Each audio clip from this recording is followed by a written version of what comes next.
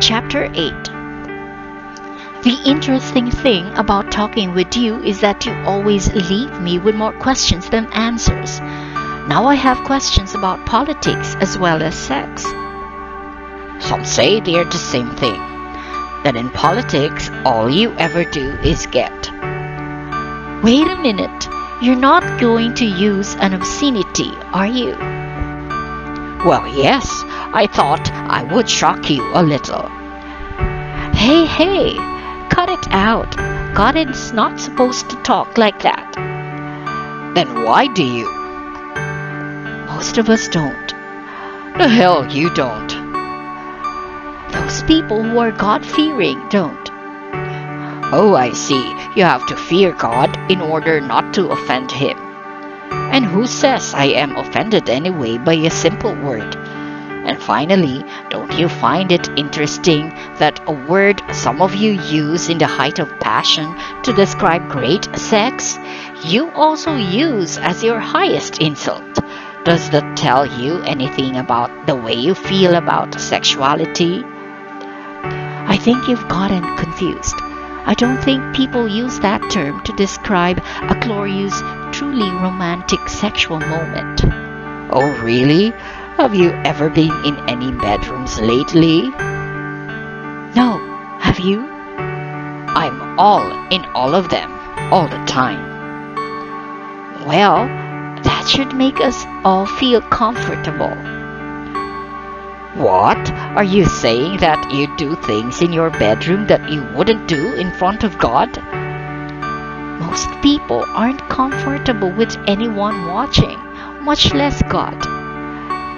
Yet, in some cultures, Aboriginal, some Polynesian, lovemaking is done quite openly. Yes, well, most people haven't progressed to that level of freedom. In fact, they would consider such behavior regression to a primitive pagan state. These people you call pagans have an enormous respect for life. They know nothing of rape, and there are virtually no killings in their societies. Your society puts sex, a very natural, normal human function, under cover, then turns around and kills people right out in the open. That is the obscenity. You've made sex so dirty, shameful, taboo that you're embarrassed to do it. Nonsense! Most people simply have a different, they might even say a higher sense of propriety about sex. They consider it a private interacting for some, a sacred part of their relationship. Lack of privacy does not equal lack of sanctity. Most of humanity's most sacred rites are performed in public. Do not confuse privacy with sanctity. Most of your worst actions are taken in private, and you save only your best behavior for public display. This is not an argument for public sex. It is merely a noting that privacy does not necessarily equal sanctity, nor does publicity rob you of it. As for propriety, that single word and the behavioral concept behind it have done more to inhibit men's and women's greatest toys than any other human construction, except the idea that God is punitive, which finished the job. Apparently, you don't believe in propriety. The trouble with propriety is that someone has to set the standards. This means automatically that your behaviors are being limited, directed, dictated by someone else's idea of what should bring you joy. In matters of sexuality, as in all other matters, this can be more than limiting. It can be devastating. I can think of nothing more sad than a man or a woman feeling they'd like to experience something, then holding back because they think that what they've dreamt of fantasized about would violate the standards of propriety. Mind you, it's not something that they wouldn't do. It's just that it's something that violates propriety. Not just in matters of sexuality, but in all of life. Never, ever, ever fail to do something simply because it might violate someone else's standards of propriety. If I had one bumper sticker on my car, it would read, "Violate propriety." I would certainly put such a sign in every bedroom. But our sense of what's right and wrong is what holds society together. How can we cohabitate if we have no agreement on that? Propriety has nothing to do with your relative values of rightness or wrongness. You might all agree that it's wrong to kill a man, but is it wrong to run naked in the rain? You might all agree that it's wrong to take a neighbor's wife, but is it wrong to take your own wife, or have your wife take you in a particularly delicious way? Propriety seldom refers to legalistic limitations, but more often to simpler matters of what is deemed appropriate.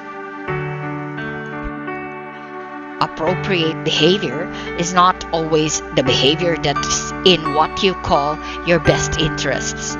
It is rarely the behavior that brings you the most joy.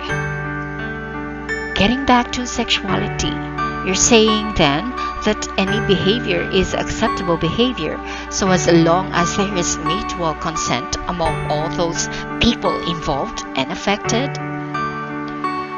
Shouldn't that be true to all of life? But sometimes we don't know who will be affected or how. You must be sensitive to that. You must be keenly aware. And where you truly cannot know and cannot guess, you must err on the side of love. The central question in any decision is, what would love do now? Love for yourself, and love for all others who are affected or involved. If you love another, you will not do anything that you believe could or would hurt that person. If there is any question or doubt, you will wait until you can get to clarity on the matter. But that means others can hold you hostage. All they have to say is that such and such a thing would hurt them, and your actions are restricted. Only by yourself. Wouldn't you want to restrict your own actions to those which do not damage the ones you love? But what if you feel damaged by not doing something? Then you must tell your loved one your truth, that you are feeling hurt, frustrated, reduced by not doing a certain thing, that you would like to do this thing, that you would like your loved one's agreement that you may do it. You must try to seek such an agreement. Work to strike a compromise. Seek a course of action in which everybody can win.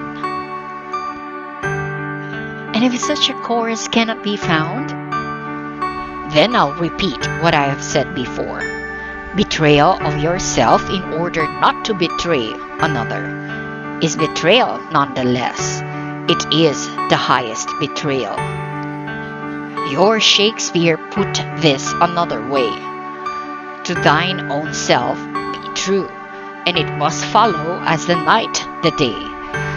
Thou canst not then be false to any man. But the man who always goes with what he wants becomes a very selfish man. I can't believe you are advocating this. You assume that man will always make what you call the selfish choice. I tell you this, man is capable of making the highest choice. Yet I tell you this, the highest choice is not always the choice which seems to serve another. In other words, sometimes we must put ourselves first. Oh, always, you must put yourselves first. Then, depending upon what you're trying to do or what you are seeking to experience, you will make your choice. When your life purpose is very high, so will your choices also be. Putting yourself first does not mean being what you term selfish. It means being self-aware. You lay a pretty broad basis for the conduct of human affairs. It is only through the exercise of the great freedom that greatest growth is achieved, or even possible. If all you are doing is following someone else's rules, then you have not grown. You have obeyed. Contrary to your constructions, obedience is not what I want from you. Obedience is not growth, and growth is what I desire. And if we do not grow, you throw us in hell, right? Wrong. But I have discussed that in Book 1 and will do so at length in Book 3. Okay, so within these broad parameters you've laid out, may I ask you some final questions about sex before we leave the subject? Shoot. If sex is so wonderful a part of the human experience, why do so many spiritual teachers preach abstinence? And why were so many masters apparently celibate? For the same reason, most of them have been depicted as living simply. Those who evolve to a high level of understanding bring their body desires into balance with their minds and souls. You are three-part beings, and most people experience themselves as a body. Even the mind is forgotten after age 30. No one reads anymore. No one writes. No one teaches. No one learns. The mind is forgotten. It is not nourished. It is not expanded. No new input. The minimum output required. The mind is not fed. It is not awakened. It is lulled, dulled. You do everything you can to disengage it. Television, movies, pulp, paperbacks. Whatever you do, don't think, don't think, don't think. So, most people live life on a body level. Feed the body, clothe the body, give the body stuff. Most people haven't read a good book. I mean, a book from which they can learn something in years. But they can tell you the entire television schedule for the week. There's something extraordinary said in that. The truth is, most people don't want to have to think. They elect leaders.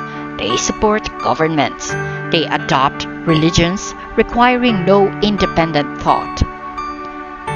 Make it easy for me. Tell me what to do. Most people want that. Where do I sit? When do I stand? How should I salute? When do I pay? What do you wish me to do? What are the rules? Where are my boundaries? Tell me, tell me, tell me. I'll do it. Somebody just tell me. Then they get disgusted, disillusioned. They followed all the rules.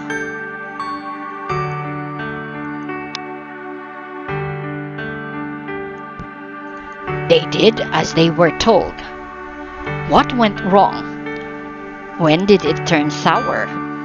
Why did it fall apart? It fell apart the moment you abandoned your mind, the greatest creative tool you ever had. It's time to make friends with your mind again. Be a companion to it. It felt so alone. Be a nourisher of it. It's been so starved. Some of you, a small minority, have understood that you have a body and a mind. You've treated your mind well, Still, even among those of you who honor your mind and things of the mind, few have learned to use the mind at more than one-tenth its capacity. If you knew of what your mind is capable, you would never cease to partake of its wonders and its powers. And if you think the number of you who balance your life between your body and your mind is small, the number who see yourselves as three-part beings, body, mind, and spirit, is minuscule. Yet you are three-part beings. You are more than your body and more than a body with a mind. Are you nurturing your soul? Are you even noticing it? Are you healing it or hurting it? Are you growing or withering? Are you expanding or contracting? Is your soul as lonely as your mind?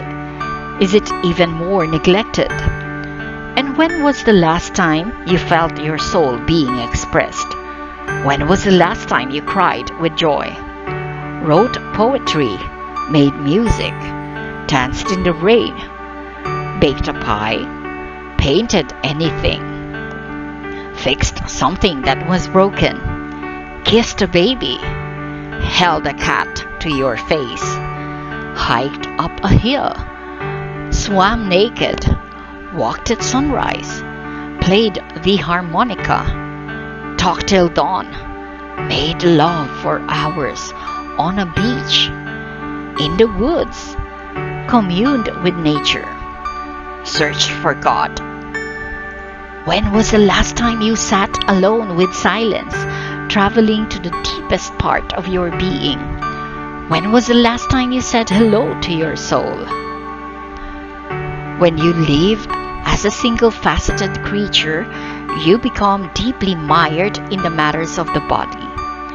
Money, sex, power, possessions, physical stimulations and satisfactions, security, fame, financial gain. When you live as a dual-faceted creature, you broaden your concerns to include matters of the mind, companionship, creativity, stimulation of new thoughts, new ideas, creation of new goals, new challenges, personal growth.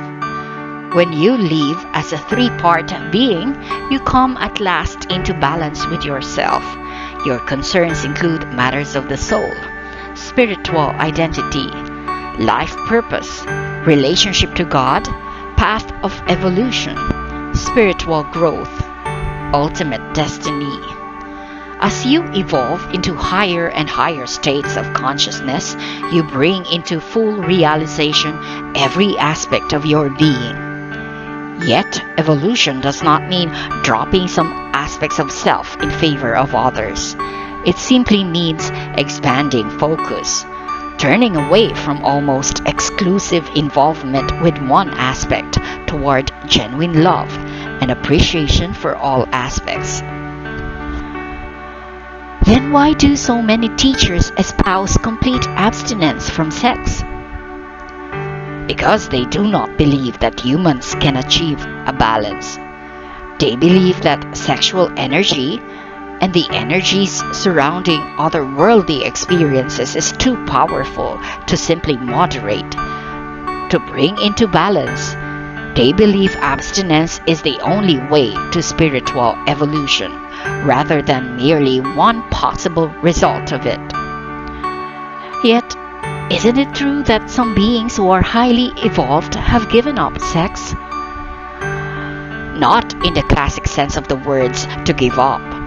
It is not a forced letting go of something you still want, but know is no good to have. It's more of a simple releasing, a movement away from as one pushes oneself away from the second helping of dessert. Not because the dessert is no good, not even because it's no good for you, but simply because, wonderful as it was, you've had enough. When you can drop your involvement with sex for that reason, you may want to do so. Then again, you may not. You may never decide that you've had enough and may always want this experience in balance with the other experiences of your beingness. That's okay. That's all right. The sexuality active are no less qualified for enlightenment, no less spiritually evolved than the sexually inactive. What enlightenment and evolution do cause you to drop is your addiction to sex, your deep need to have the experience, your compulsive behaviors. So, 2, your preoccupation with money, power, security, possessions, and other experiences of the body will vanish. Yet your genuine appreciation for them will not and should not. Appreciation for all of life is what honors the process I have created. Disdain for life, or any of its joys, even the most basic physical ones, is disdain for me, the Creator. For when you call my creation unholy, what do you call me? Yet, when you call my creation sacred, you sanctify your experience of it, and me as well. I tell you this, I have created nothing disdainful. And, as your Shakespeare said, nothing is evil, lest thinking make it so. This leads me to some other final questions about sex. Is any kind of sex between consenting adults okay? Yes. I mean, even kinky sex? Even loveless sex? Even gay sex?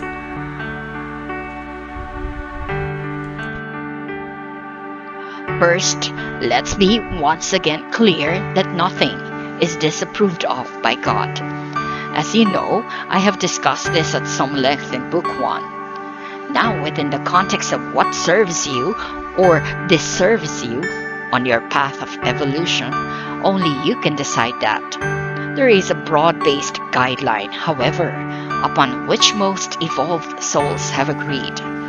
No action which causes hurt to another leads to rapid evolution. There is a second guideline as well. No action involving another may be taken with the other's agreement and permission. Now let us consider the questions you've just asked within the context of these guidelines. Kinky sex? Well, if it hurts no one and is done with everyone's permission, what reason would anyone have to call it wrong? Loveless sex? Sex for the sake of sex has been debated from the beginning of time. I often think whenever I hear the question that I'd like to go into a room full of people someday and say, everybody here who's never had sex, outside of a relationship of deep, lasting, committed, abiding love, raise your hand. Let me just say this. Loveless anything is not the fastest way to the goddess. Whether it's loveless sex or loveless spaghetti and meatballs, if you've prepared the feast and are consuming it without love, you're missing the most extraordinary part of the experience. Is it wrong to miss that? Here again, wrong may not be the operative word. Disadvantageous would be closer, given that you desire to evolve into a higher spiritual being as rapidly as you can. Gay sex? So many people want to say that I am against gay sexuality or the acting out of it. Yet I make no judgment on this or any other choice you make.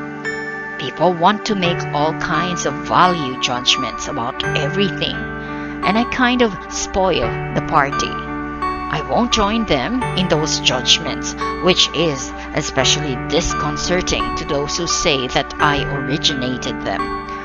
I do observe this. There was once a time when people thought that marriage between people of differing races was not only inadvisable, but against the law of God. Amazingly, some people still think this is. They pointed to the Bible as their authority, even as they do for their authority on questions surrounding homosexuality. You mean it is okay for people of differing races to join together in marriage? The question is absurd, but not nearly as absurd as some people's certainty that the answer is no. Are the questions on homosexuality really absurd? You decide. I have no judgment about that or anything. I know you wish that I did. That would make your lives a lot easier. No decisions to make, no tough calls. Everything decided for you. Nothing to do but obey. Not much of a life, at least in terms of creativity or self-empowerment. But what the heck? No stress either. Let me ask you some questions about sex and children. At what age is it appropriate to allow children to become aware of sexuality as a life experience? Children are aware of themselves as sexual beings, which is to say, as human beings from the outset of their lives. What many parents on your planet now do is to try to discourage them from noticing that. If a baby's hand goes to the wrong place, you move it away. If a tiny child begins to find moments of self-pleasure in its innocent delight with its own body, you react in horror and pass that sense of horror onto your child.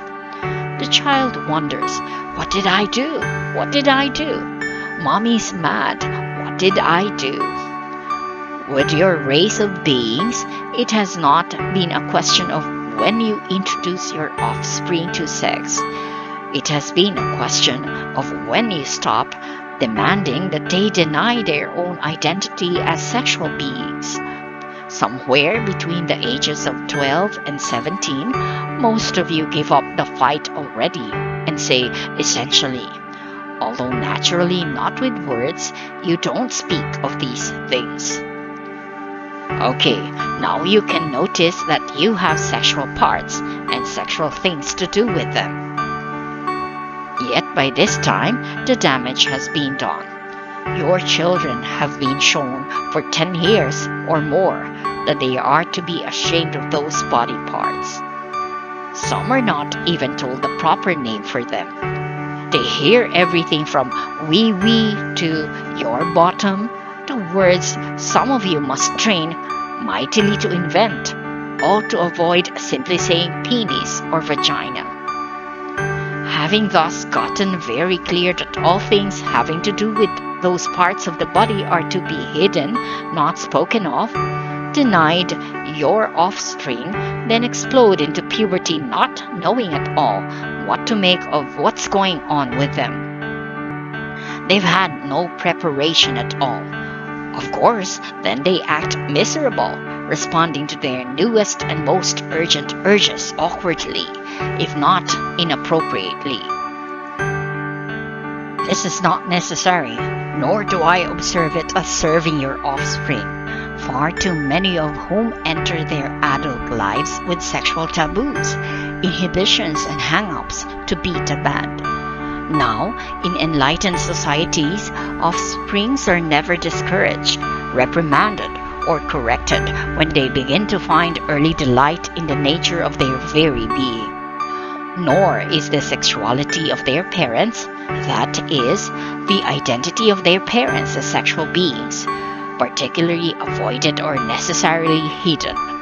Naked bodies, whether of the parents or the children or their siblings, are seen and treated as being totally natural, totally wonderful, and totally okay, not as things of which to be ashamed. Sexual functions are also seen and treated as totally natural, totally wonderful, and totally okay. In some societies, parents couple in full view of their offspring, And what could give children a greater sense of the beauty and the wonder and the pure joy and the total okayness of the sexual expression of love than this? For parents are constantly modeling the rightness and wrongness of all behaviors, and children pick up subtle and not so subtle signals from their parents about everything through what they see their parents thinking, saying, and doing. As noted earlier, you may call such societies pagan or primitive, yet it is observable that in such societies, rape and crimes of passion are virtually non-existent. Prostitution is laughed at as being observed, and sexual inhibitions and dysfunctions are unheard of. While such openness is not recommended just now for your own society, in all but the most extraordinary of settings, it would no doubt be far too culturally stigmatizing.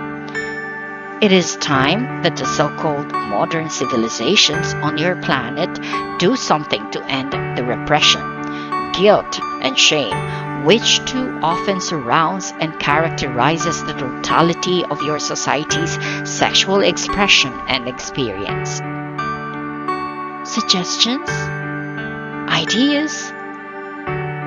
Stop teaching children from the very beginning of their lives that things having to do with the very natural functioning of their bodies are shameful and wrong. Discontinue demonstrating to your offspring that anything sexual is to be hidden. Allow your children to see and observe the romantic side of you. Let them see you hugging, touching, gently fondling. Let them see that their parents love each other and that showing their love physically is something that is very natural and very wonderful. It would surprise you to know in how many families such a simple lesson has never been taught. When your children begin to embrace their own sexual feelings, curiosities, and urges, cause them to connect this new and expanding experience of themselves with an inner sense of joy and celebration, not guilt and shame. And for heaven's sake, stop hiding your bodies from your children. It's okay if they see you swimming in the nude in a country water hole on a camping trip, or in the backyard swimming in the nude, or in the pool. Don't go into apoplexy should they catch a glimpse of you moving from the bedroom to the bathroom without a robe. And this frantic need to cover up, close off, shut down any opportunity, however innocent, for your child to be introduced to you as a being with your own sexual identity. Children think their parents are asexual because their parents have portrayed them that way. They then imagine that because their parents have portrayed themselves that way, they must be this way, because all children emulate their parents. Therapists will tell you that some grown-up offspring have, to this very day, the most difficult time imagining their parents actually doing it, which of course fills these offsprings, now patients in the therapist's office, with rage or guilt or shame, because they naturally desire to do it, and they can't figure out what's wrong with them. So talk about sex with your children. Laugh about sex with your children. Teach and allow them and remind them and show them how to celebrate their sexuality. That is what you can do for your children. And you do this from the day they are born, with the first kiss, the first hug, the first touch they receive from you, and that they see you receiving from each other. Thank you.